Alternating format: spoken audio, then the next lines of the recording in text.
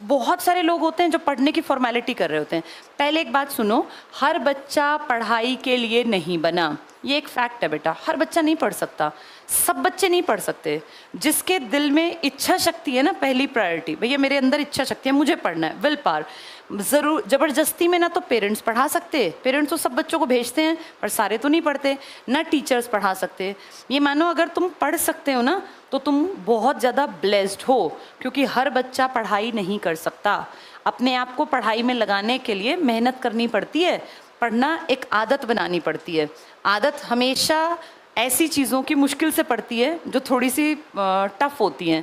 जैसे पढ़ाई और नशा, अगर दो चीज़ें हों तो नशा करना बहुत आसान है, पढ़ना मुश्किल है। लेकिन जिसको पढ़ाई में मज़ा आने लगता है ना बेटा, फिर वो अपनी लाइफ कहीं ना कहीं बढ़िया जगह सेट कर लेता है। कोई भी इंसान जिसको तुम सफल देखते हो ना, जिसके पास घर है, गाड़ी है, अच्छी ज़िंदगी है, उसने मेहनत कर रखी है बेटा। बाय चांस नॉर्मल आदमी के साथ कोई बहुत बढ़िया चीज़ नहीं होती। अंबानी अडानी जैसों के साथ कुछ भी अच्छा हो क्योंकि उनके पास बेस बहुत बड़ा है। लेकिन आप जिन परिवारों से हो ना, आपके साथ बाई चांस अच्छा नहीं होगा। आपको अपने अच्छे के लिए मेहनत करनी पड़ेगी। अगर चाहते हो फ्यूचर अपना बनाना तो पहली चीज़ को हमेशा ध्यान रखना, पढ़ाई के बिना बनेगा नहीं। क्योंकि तुम्हारे पास बेटा दूसरा कोई बेस नहीं होता, किसी के भी पास, मेरे पास भी नहीं था। आज मैं जो तुम्हारे सामने खड़ी होकर बोल पा रही हूँ, ये काम कर पा रही हूँ, कारण मैं लकी रही, बहुत लकी रही, मैं बड़ी ब्लेस्ड हूँ। मुझे बहुत अच्छे टीचर मिले। मेरे टीचर्स ने मुझे समय रहते बता दिया था कि तुम्हारे लिए क्या करना बेहतर है। जैसे आजकल टीचर्स उतना इंटरेस्ट नहीं लेते बच्चों में, उनकी लाइफ में, लेकिन जब हम पढ़ते थे तो टीचर्स ना घर तक की बातें जानते होते थे। तो जब मैंने 12th की, बहुत अच्छे मार्क्स आए। उस ज़माने में 82% बड़ी बात थी।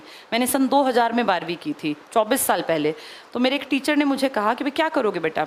मैंने कहा सर मैं ना कुछ बड़ा सोच रही हूँ, कुछ बड़ा करूँगी। तो वो जानते थे कि मेरे फादर भाई क्या करते हैं, मेरा क्या हिसाब किताब है। हम 4 बहनें थी। तो उन्होंने मुझे बड़ी अच्छी एक बात कही। राधे श्याम शर्मा नाम था सर का, हिंदी पढ़ाते थे 12th में। मैं ह्यूमैनिटीज़ से पढ़ी थी, आर्ट से। तो उन्होंने कहा बेटा बड़ा करने में बुराई नहीं है, पर सबसे पहले कोशिश करना कंपटीशन, जैसे उन्होंने मुझे कहा तुम जनरल कैटेगरी से हो, तुम्हारे लिए कंपटीशन ज़्यादा है, तो सबसे पहले अपना एक प्लेटफॉर्म तैयार कर लेना, फिर आगे कुछ बड़ा करने की हिम्मत आ जाएगी। उनकी वो बात भगवान की दया से मेरी बुद्धि में आ गई और मैं शुक्रगुजार हूँ ईश्वर के, जो मुझे 12th करते ही समझ में आ गया कि मुझे क्या करना चाहिए। इसीलिए मैंने बहुत बड़ा करने की कोशिश पहले नहीं की, पहले सबसे पहले जो सबसे जल्दी चीज़ मिल सकती थी उसके लिए भाग दौड़ की, और वो मुझे नज़र आया कि मैं सबसे कम समय में टीचर बन सकती हूँ। तब 12th के बाद ही ईटी का डिप्लोमा होता था, उसमें सिर्फ 12th मांगते थे। वो डिप्लोमा किया 2 साल का, तुरंत से फॉर्म्स निकले, नौकरियां आई और मुझे नौकरी मिल गई। मैंने बेटा पढ़ाई बाद में की, मैंने ग्रेजुएशन नौकरी में आने के बाद की। मैंने बीएड इग्नू से बीएड की, ओपन से होती है, Indira Gandhi national open university, अगर तुम्हें ना पता हो, इग्नू, वहाँ से 2007 में मैंने बीएड की, नौकरी में रह रह के।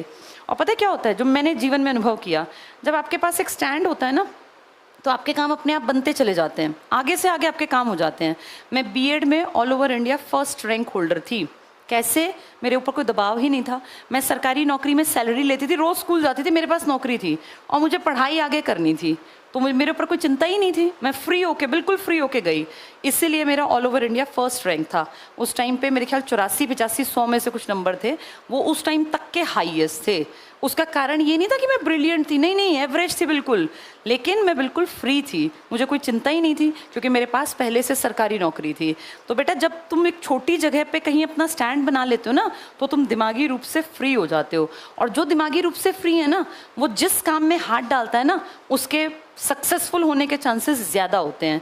जैसे जैसे उम्र बढ़ती है ना, दुनिया का प्रेशर बढ़ता है, घर वालों का, समाज का, लोगों का, ताने बढ़ने लगते हैं। अभी तुम्हें नहीं पता, अब धीरे धीरे तानों की बौछार शुरू होगी, फिर भारी भरकम बारिश होगी। जिसकी उम्र 25 साल है और वो कुछ नहीं करता, वो जैसे ही रोटी खाने बैठता है ना, तुरंत से ताने मिलने शुरू हो जाते हैं। उसको वो रोटी भारी हो जाती है कि मैं कैसे खाऊं या ना खाऊं। हमारा इंडियन स्ट्रक्चर ऐसा है, और मैं ये मानती हूँ ये गलत भी नहीं है, क्योंकि यहाँ कोई डांटेगा नहीं तो बच्चे काम ही नहीं करेंगे। अभी तुम आराम से बैठ के रोटी खाते हो, अभी वो टोका टाकी ज़्यादा शुरू नहीं हुई, लेकिन जैसे जैसे उम्र बढ़ेगी, लड़कियों को वैसा टोका नहीं जाता, लेकिन लड़कियों को फिर पेरेंट्स बेटा कितने दिन बैठाएंगे, शादी कर देंगे। जिस घर में शादी होके जाओगे, तुम्हारे बीच में जो मैरिड हैं, इनसे पूछो, जो नहीं कमाता उसकी वैल्यू नहीं होती। तुम कितने भी अमीर घर में भेजा जाए तुम्हें, अगर तुम्हारे पास अपनी कोई काबिलियत नहीं है ना, तो तुम्हारी नेटवर्थ ज़ीरो ही निकलेगी बेटा।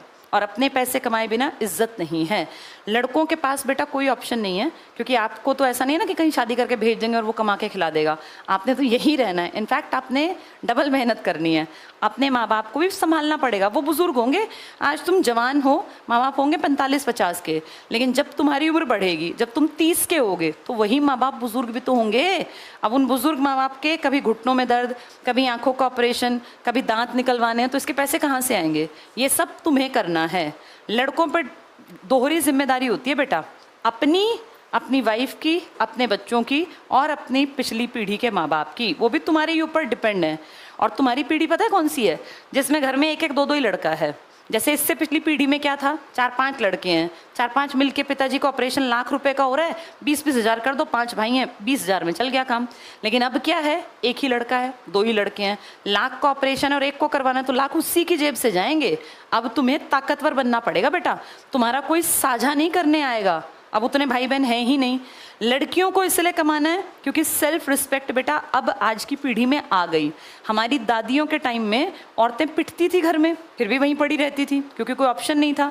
हमारी माँओं के टाइम तक, तुम्हारी तो मैं मदर की एज क्यों, तुम्हारी माँओं के टाइम तक दुनिया थोड़ी थोड़ी बदली और तुम्हारे टाइम में दुनिया बिल्कुल बदल गई। अब कोई भी लड़की कहीं जाके क्यों पिटेगी बेटा बिना बात पे? पहले बिना बात भी पिटती थी औरतें। आदमी बाहर से गुस्से में आया तो उसको लगता है गुस्सा तो अपनी पत्नी को पीट दिया, और उस टाइम ये नॉर्मल था। आज ये नॉर्मल नहीं है। कोई बिना गलती के कोई, या गलती पर भी कोई क्यों ही पिटेगा? पिटाई का क्या मतलब है?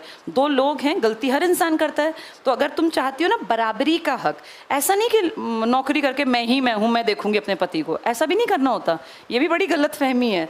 आजकल लड़कियां नौकरी करके दूसरे के सिर पे ही बैठ जाती है कि मैं ही मैं, ऐसा भी नहीं करना।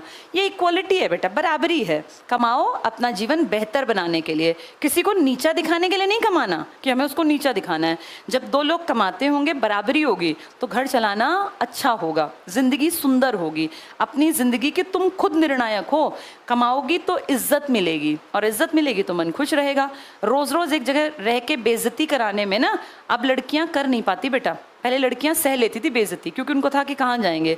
अब लड़कियों की टूट-फूट इसलिए ज़्यादा होती है शादी ब्याह में, क्योंकि बेइज्जती सह नहीं पाती। घर पड़ी रहोगी तो कोई भी इस बात को कहेगा कि पूरे दिन करती ही क्या हो। हर कोई कहेगा भाई पूरे दिन करती क्या हो। इस घर के काम की वैल्यू 0 है, क्योंकि इसको कोई मापता नहीं है मॉनेटरी वैल्यू में। बाहर जाओगी ना 50 हज़ार लाओगी तो सब बड़े प्यार से बात करेंगे, चाहे पैसों के लिए करें। तुम्हें तो जीवन अच्छा मिल ही जाएगा, तो फायदा होगा। और बेटा तुम लड़कों के पास ऑप्शन नहीं, पहले ही बता दिया। पहले भी आदमी कमाता था, आज भी कमाता है, आगे भी कमाना है।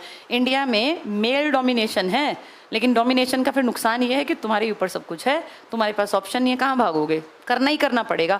आज नहीं 4 साल बाद, 4 नहीं 8 साल बाद आएंगी सारी बातें तुम्हारी कंधों पर। तो अपने आप को मजबूत रखो। कंधे मजबूत कब होंगे? जब पैसा हमारे पास होगा। ठीक है, तो खूब मेहनत करनी है। सब लोगों की बेटा इक्वालिटी का टाइम आ गया, समाज बदल गया, पढ़ाई का टाइम आ गया। खूब पढ़ना है, मेहनत करनी है, दम लगा के पढ़ना है। और फिर कह रही हूँ, सब लोग पढ़ाई के लिए नहीं बने। आपके बीच में से कुछ लोग ऐसे होंगे टाइम पास करेंगे। वो बेटा स्कूल में भी टाइम पास ही करते थे। याद करो अपनी क्लास को, तुम्हारी क्लास में क्या 100% बच्चे पढ़ते थे? नहीं ना।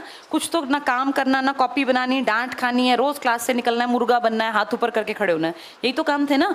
वही लोग आगे तक भी चलते हैं। वो भी तो जवान होते हैं, वो भी तो बुढ़े होते हैं, बुजुर्ग होते हैं। तो ऐसा नहीं कि सब समझदार बन जाते हैं। जो जैसा है, कुछ लोग प्रवृत्ति को चेंज नहीं करते। कुछ लोगों पर जिंदगी की मार पड़ते ही वो चेंज हो जाते हैं।